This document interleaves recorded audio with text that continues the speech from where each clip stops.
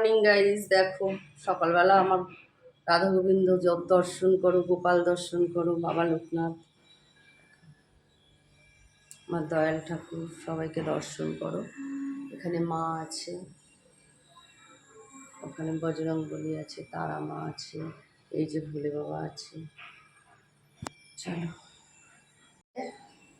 Good morning জানাচ্ছি ঠাকুর ঘরেই সবাইকে। চলো সারাটা দিন এবার শুরু করা যাক। গাইজ, আমার রান্নাবান্না মোটামুটি কমপ্লিট, ঠিক আছে। আর সকালবেলা বলেছিলাম না পুজো দিয়ে এসে রান্নাঘরে ঢুকবো, তার সঙ্গে সঙ্গে রান্নাঘরে ঢুকেছি। আর আজকে কি কি রান্না করেছি তোমাদেরকে দেখাই, চলো।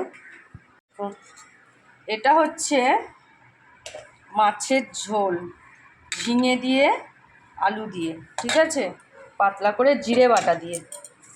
আর এটা হচ্ছে লতি চিংড়ি মাছ দিয়ে। আর এটা হচ্ছে পাট শাকের ডাল। এটা হচ্ছে আমের চাটনি। আর এই যে সব রেডি হচ্ছে, ডেলিভারি যায় খাবার, ভাগে ভাগে হবে আর কি। চলো।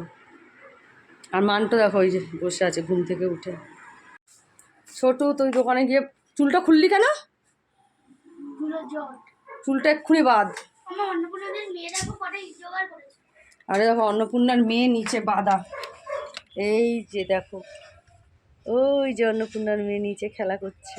হাই কর, হাই কর। বেঁধে রেখে দিয়েছি গাইস, কিছু করার নেই। কেন বলো তো, আমি এখন রান্না করছি, ওই যে বাধা। আর ওর মা কখন না কখন আসবে, আমাকে ডিস্টার্ব করবে, কিছু করার নেই, বাঁধতেই হবে। চলো